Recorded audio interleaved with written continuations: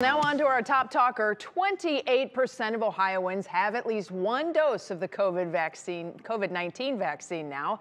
And as we start gaining control of the virus, more businesses are reopening, and that means employees are coming back into the office. So this week, we're helping you reset your routine and prepare you for when that day comes. Lots of people looking forward to it. We'll cover a variety of topics, from helping your kids and pets adjust to mentally preparing yourself.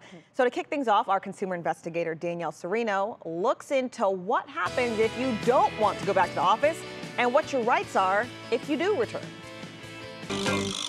I've loved working from home this past year, despite having to voice stories in my closet and dealing with a cat that photobombs my Zoom calls. But a CNBC and SurveyMonkey survey reported 65% of working women believe the pandemic has made things worse for women at work. So what's a company to do?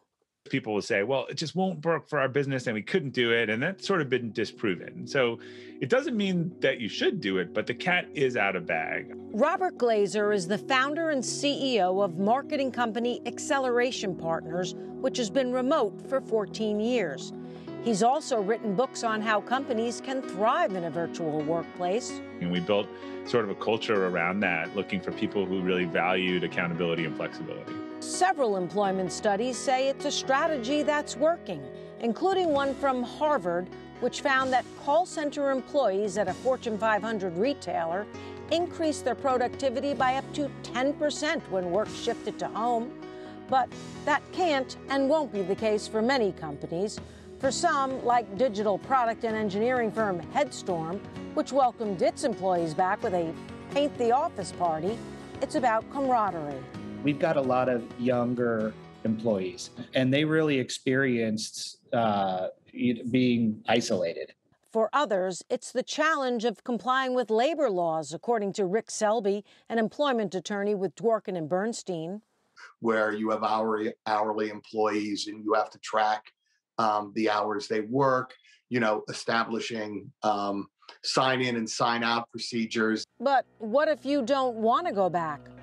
Well, unless you're unionized or have a medical condition that makes you more susceptible, you don't have a choice. Most employees are employees at will, and that allows a company to set reasonable rules and regulations. That can be, the location of the work, what the rules are inside the workplace.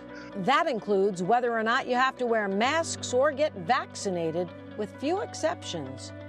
There's actually already been a lot of law developed in that area over the last 5 to 10 years as flu vaccines became more commonplace.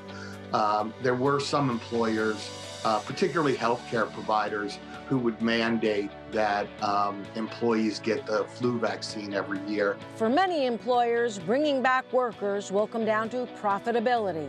But Glazer says the most successful outcome will come to companies and employees honest with their needs.